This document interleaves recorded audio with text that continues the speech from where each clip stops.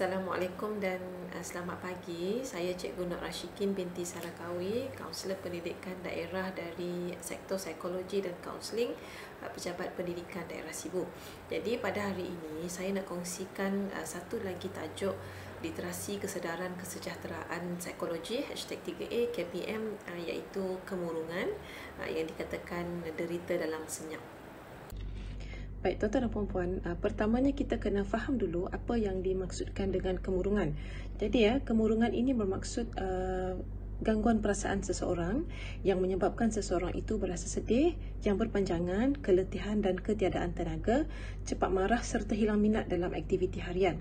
Okey, kata kunci dia adalah berpanjangan. Maksudnya apa yang dialaminya itu adalah berpanjangan, ianya berlarutan sekurang-kurangnya dalam masa 2 minggu. Dan kemurungan ini sebenarnya dikatakan satu penyakit lah, dan penyakit ini boleh dihidapi oleh sesiapa sahaja, tak kira umur, jantina ataupun bangsa. Dan kemurungan ini boleh berlangsung sehingga berbulan-bulan ataupun bertahun-tahun. Okey, seterusnya kita akan kita akan lihat apa yang menyebabkan seseorang individu itu mengalami kemurungan. Jadi yang pertama ialah perubahan kimia dalam otak, iaitu berlaku ketidakseimbangan kimia neurotransmitter serotonin dan neuropinephrine. Okay, dan yang kedua adalah baka keturunan. Penyebab yang kedua adalah baka keturunan, yang mana seseorang itu mungkin mempunyai sejarah ataupun ada ahli keluarganya yang terdahulu mengalami kemurungan. Okay, yang ini dikatakan baka keturunan lah. Okey, yang seterusnya adalah yang ketiga, persekitaran.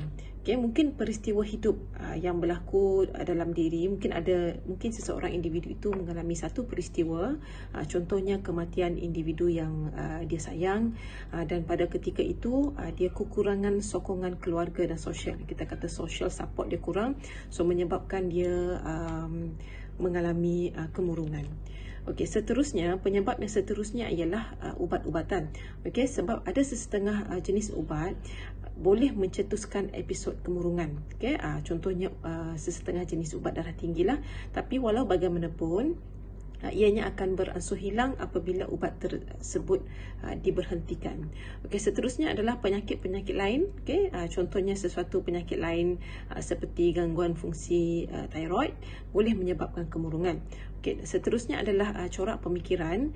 Terdapat corak tertentu dalam pemikiran yang boleh mencetuskan kemurungan. Okey, contohnya dalam bagi sesetengah individu, contohnya ada peristiwa yang berlaku dalam diri dia dan bagaimana dia melihat ataupun bagaimana dia memberi makna kepada peristiwa yang berlaku dalam hidup dia, ataupun bagaimana dia menerima diri dia sendiri. Itu yang dikatakan corak pemikiran.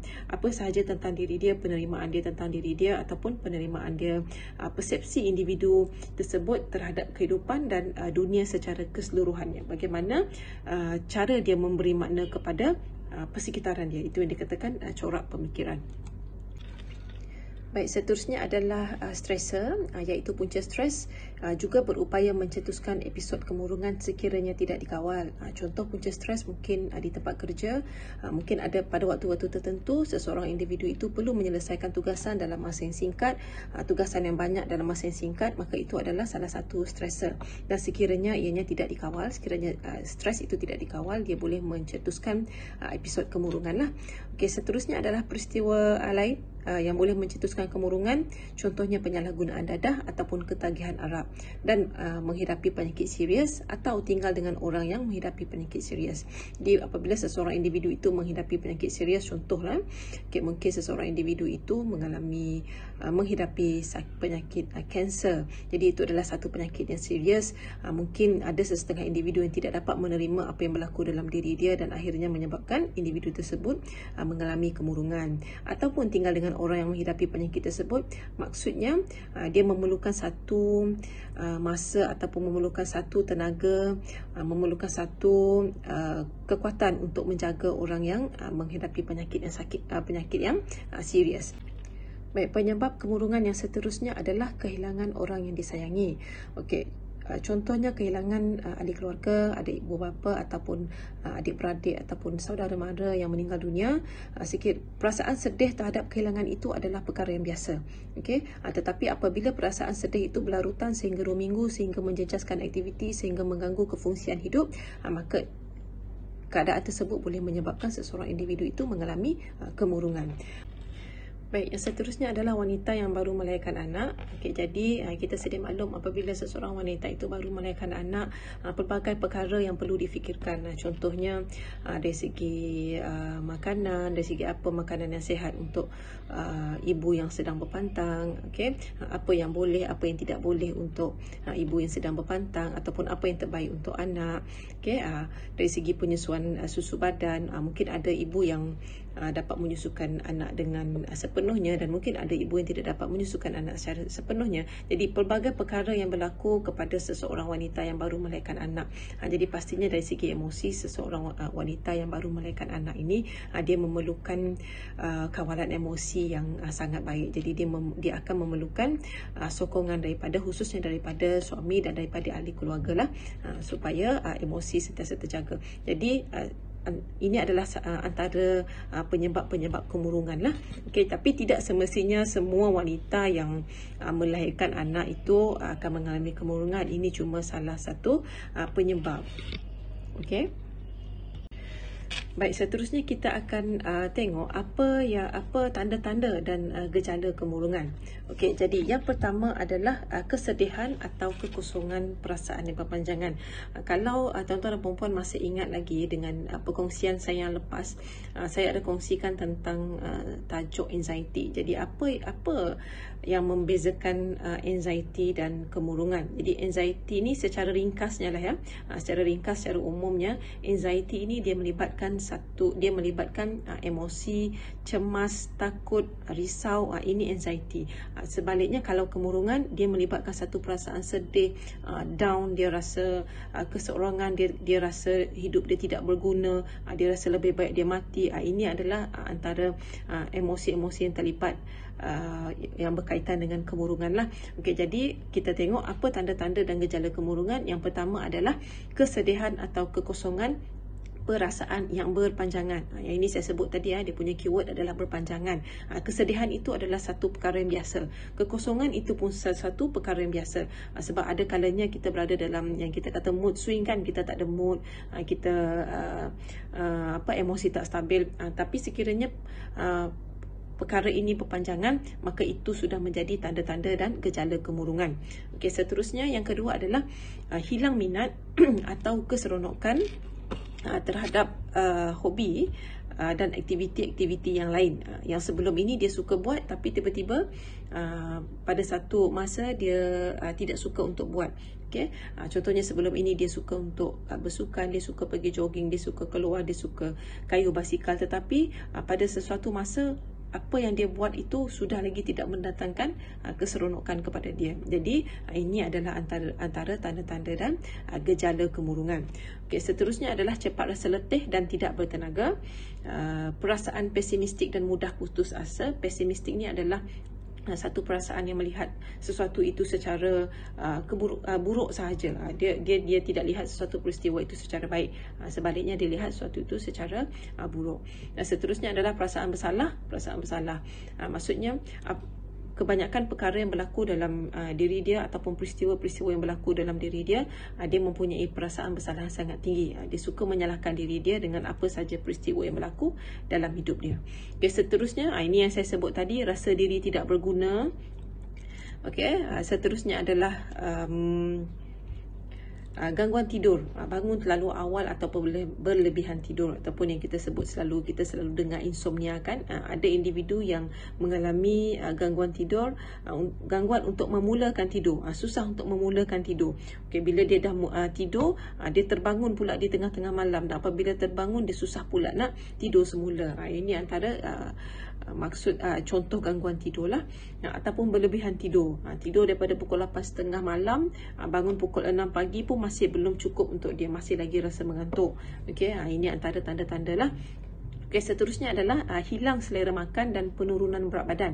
Sebab untuk individu yang mengalami kemurungan ini, kita tengok dari segi gejala dia kan, dia keseorangan, banyak perkara yang dia fokus tentang perasaan down, perasaan sedih. Jadi perkara ini boleh menyebabkan dia hilang selera makan. Benda ini dia punya kesinambungan lah, okay? Hilang selera makan dan penurunan berat badan. Jadi seterusnya adalah apa lagi tanda-tanda dia rasa lebih baik mati, kadang-kala disertai dengan percubaan bunuh diri. Yang ini pun kita boleh juga kita buat perbezaan dengan anxiety yang saya sebut tadi. Kalau anxiety dia bukan rasa lebih baik mati, tapi ada individu yang mengalami anxiety, dia ada perasaan yang terlalu takut, terlalu risau untuk mati. Kalau tanda-tanda kemurungan pula, dia rasa lebih baik dia mati. Kadang-kala disertai dengan percubaan bunuh diri. Okay, seterusnya adalah rasa tidak tenteram dan mudah marah. Okay, seterusnya kurang daya tumpuan dan ingatan, susah untuk fokus terhadap sesuatu lah. Okey, seterusnya kita tengok tanda-tanda yang seterusnya ialah sukar untuk membuat keputusan, khususnya untuk membuat keputusan yang rasional lah. Okey, seterusnya simptom fisiologi seperti sakit kepala, sakit-sakit badan dan gangguan penghadaman. Okey, ini juga adalah tanda-tanda kemurungan. Okey, seterusnya adalah kurang nafsu seksual, pergerakan menjadi terhad, kaku atau menjadi resah gelisah, menjadi tidak tentu sebab banyak perkara yang bermain dalam fikiran dia. Okey, contohnya tadi macam sedih, apa yang dia alami dan sebagainya lah. Okey, seterusnya mudah cemas ataupun fobia. Okey. Baik, seterusnya kita tengok siapa yang berisiko untuk mengalami kemurungan. Okey, yang pertama adalah individu yang pernah mengalami kemurungan pada masa yang lepas. Maksudnya sebelum ini dia pernah mengalami kemurungan, dan sebenarnya kemurungan ini yang seperti saya sebut tadi, dia merupakan satu penyakit, dan penyakit ini boleh diubati. Tetapi sekiranya berlaku lagi peristiwa-peristiwa yang menyebabkan individu itu menjadi kemurungan, so sekiranya dia pernah ada pengalaman lepas, maka individu ini berisiko untuk dijangkiti semula lah. Okey, yang kedua adalah mempunyai ahli keluarga yang menghadapi kemurungan. Yang ini yang saya sebut tadi, baka keturunan. Okey, yang ketiga adalah menghadapi penyakit kronik, kanser, diabetes ataupun hypertension. Okey, jadi penyakit-penyakit ini boleh menyebabkan seseorang individu itu merasa sedih, merasa down, merasa hidup pun tidak berguna. Okey, kalau hidup pun sakit. Jadi ini adalah individu yang berisiko, tetapi tidak semua. Sebab kita ada juga tengok, kalau kita tengok di persekitaran kita, kita tengok rakan-rakan kita, ada yang cancer fighter. Memang dia seorang yang sangat positif walaupun sedang menghidapi penyakit yang kronik. Jadi dia tak semestinya individu ada sakit kronik ini akan mengalami kemurungan lah. Okey, ini adalah cuma individu yang berisiko. Okey, seterusnya adalah penyakit seperti buah pinggang, stroke, sakit jantung ataupun kesakitan berpanjangan, pun sama jugalah individu yang menghidapi penyakit yang serius. Okey, seterusnya hilang anggota tubuh badan secara tiba-tiba, contohnya berlaku kemalangan. Okey, kita tidak boleh juga nak bandingkan dengan individu yang memang OKU daripada kecil, daripada dia memang daripada lahir memang OKU, mungkin ada yang tak ada tangan, tak ada kaki, yang itu lain. Yang itu kalau kita tengok banyak perkongsian, ramai yang share tentang individu OKU inilah yang berjaya. Okey, mereka ni mempunyai satu semangat yang lain. Okey, dia tidak sama dengan individu yang hilang anggota badan secara tiba-tiba. Yang hilang anggota tubuh badan secara tiba-tiba contohnya disebabkan kemalangan. Jadi individu ini berisiko untuk mengalami kemurungan. Okey, seterusnya adalah kematian orang yang disayangi secara tiba-tiba. Okey, khususnya sekiranya dia tidak mendapat ataupun dia kurang mendapat social support. Jadi sokongan persekitaran itu sangat penting untuk membantu seseorang individu itu daripada mengalami kemurungan. Okey, seterusnya adalah siapa lagi yang berisiko? Individu yang mengalami perceraian, tetapi tidak semua, tidak semestinya. Okey, seterusnya masalah rumah tangga boleh menyebabkan individu mengalami kemurungan. Okey, seterusnya masalah keluarga, penyalahgunaan dadah dan arak, dan pengambilan ubat-ubatan tertentu, yang macam saya ada sebut tadi, kerana ada beberapa jenis ubat yang dia boleh menyebabkan ataupun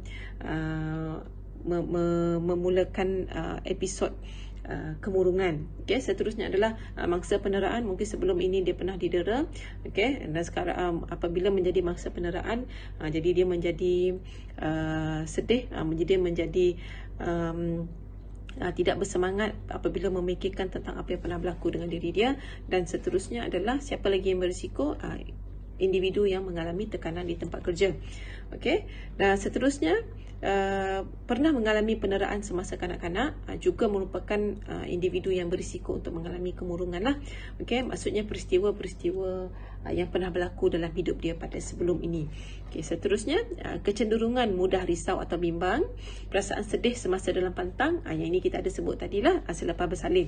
Selepas bersalin, seperti saya kata tadi, wanita yang selepas bersalin ini dia mengalami emosi yang bercampur aduk. Dia bukan tak gembira, dia gembira, tapi dalam pada dia gembira, dia mengalami satu suasana baru, situasi baru, mungkin tak cukup tidur, terbangun di tengah malam, jadi banyak perasaan, perasaan sedih semasa dalam pantang. Dan mungkin ada juga peristiwa-peristiwa yang berlaku selepas dia bersalin. Banyak jenis, dia banyak peristiwa, sama ada peristiwa sedih ataupun peristiwa yang menggembirakan. Seterusnya adalah krisis ekonomi.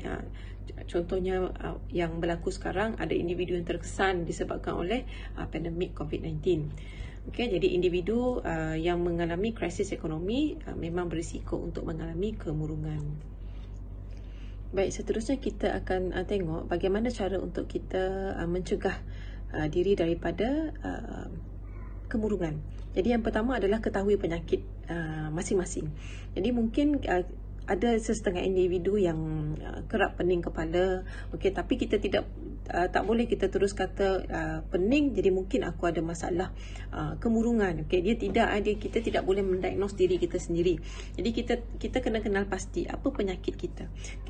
Mungkin pening itu disebabkan oleh migraine, ataupun mungkin pening itu disebabkan oleh kita stres, banyak kerja dan sebagainya. Jadi kita kena tahu dulu, kita kenal pasti apa penyakit kita. Jadi sebagai contoh, mungkin seseorang individu itu dia ada penyakit kencing manis ataupun darah tinggi. Jadi pastinya ada ubat-ubatan yang dia perlu ambil secara berkala, tidak boleh tinggal. Jadi patuhlah kepada ubat-ubatan dan rawatan susulan supaya penyakit itu tidak berlarutan. Sebab apabila penyakit itu berlarutan, dia akan menyebabkan seseorang individu itu mengalami satu emosi yang tidak baik. Maksudnya mungkin dia terus stres, sakit kan? Siapa yang tak stres disebabkan sakit kan? Jadi mungkin ubat-ubatan itu akan mengawal, akan mengubati penyakit seseorang kan. Jadi kita tengok yang seterusnya adalah bertenang dan sentiasa bersikap positif. Apa saja peristiwa yang berlaku dalam hidup, apa saja peristiwa yang Tuhan uji kita, yang pertama sekali adalah bertenang. Apabila kita bertenang, kita sedang memberi ruang kepada fikiran kita untuk berfikir secara rasional. Itu yang paling penting dalam keadaan emosi tidak stabil. Kita bertenang, boleh berfikir secara rasional, maka dia akan mengawal tingkah laku kita daripada melakukan perkara-perkara yang tidak sepatutnya. Dan sentiasa bersikap positif dengan apa sahaja dugaan yang diberikan kepada kita. Bersikap positif. Sebab dalam hidup kita, dalam dunia kita, kita tidak akan menerima peristiwa-peristiwa yang manis sahaja. Dia mesti ada peristiwa yang manis, dia mesti ada peristiwa yang pahit. Seterusnya, rancang kewangan anda. Sebab apa rancang kewangan anda? Sebab kewangan ini merupakan salah satu faktor penyumbang kepada masalah kemurungan. Apabila tidak dapat rancang kewangan dengan baik, jadi dianya akan menyebabkan seseorang itu berada dalam satu masalah lah. Seterusnya, amalkan gaya hidup yang sihat dari segi pemakanan, dari segi fizikal. Gaya hidup yang sihat ini dia merangkumi semuanya lah. Dari segi kebersihan diri, dia merangkumi semua. Jadi kita jaga kesemuanya dan insyaAllah kita akan boleh mencegah kemurungan. Seterusnya adalah menyertai aktiviti yang akan membuat kita berasa gembira. Yang ini mungkin saya boleh sebut sikit tentang self-care. Setiap individu dia ada self-care yang tersendiri, yang masing-masing berkesan untuk diri kita. Kita carilah apa aktiviti yang boleh buat kita gembira. Jadi apabila kita berada dalam satu keadaan yang sedih, kita berada dalam satu keadaan, memang ada kadang-kadang kita berasa putus asa. Ini adalah perkara biasa. Semua manusia mengalami ada perasaan ini, rasa sedih, rasa putus asa. Jadi bila kita berada dalam keadaan ini, sebaiknya kita buatlah perkara-perkara yang boleh buat kita gembira, yang boleh buat kita lupakan sekejap apa yang menyebabkan kita sedih dan sebagainya. Kita buat sesuatu. Contoh ada yang suka bercucuk tanam ke, ada yang suka memasak ke, okey, dan sebagainya lah. Okey, dan contohnya bersenam, nonton wayang, menyertai aktiviti keagamaan dan sosial. Okey, apa sahaja perkara yang boleh membuat kita gembira. Jadi itulah self-care untuk kita. Kita tak ada self-care yang standard yang kita buat satu perkara, macam contohnya saya, kalau saya suka memasak, tak semestinya orang lain pun suka memasak untuk dia rasa gembira. Okey. Seterusnya adalah pecahkan tugasan yang besar kepada yang kecil dan beri keutamaan. Sebab apa ya ini? Kalau kita kaitkan dengan tugasan kita di tempat kerja masing-masing, memang tidak ada kerja yang kita kata boleh habis. Selalu kita dengar kan, memang kita mengalami dia, memang kerja tak pandai habis. Jadi kalau kita ada satu tugasan yang besar, sebab dalam keadaan kita tengah stres, apabila kita fikir tentang kerja, kita akan melihat pekerjaan itu sebagai sesuatu yang besar. Jadi tugasan itu kita lihat satu tugasan yang besar. Apa yang kita kena buat adalah kita pecahkan dulu tugasan itu kepada tugasan yang kecil, dan kita tengok mana satu yang kita kena pilih. Sebab itulah kita kata tadi, kalau dalam keadaan stres, kita bertenang terlebih dahulu. Bila kita bertenang, baru kita boleh buat, berfikir dengan rasional, dan kita boleh pilih apa yang kita boleh buat, supaya pada hari kita stres itu, kita sekurang-kurangnya ada sesuatu yang kita buat. Bukan kata hari ni saya stres, saya tak dapat nak buat apa-apa. Jadi hari itu teruslah berlalu begitu sahaja tanpa kerja kita siap satu pun, dan esoknya kita akan bertambah stres. Jadi sebab itu kita kata tadi, pecahkanlah tugasan itu kepada tugasan yang kecil. Sekurang-kurangnya pada hari kita berada dalam keadaan stres itu, mungkin ada satu tugasan kecil yang selesai. Sebenarnya mungkin tugasan yang kecil itu boleh menyebabkan kita merasa lega. Baik, itu sahaja daripada saya untuk kali ini. Sekiranya tuan-tuan dan puan-puan ada mengalami gejala ataupun tanda-tanda kemurungan, dapatkanlah nasihat daripada doktor.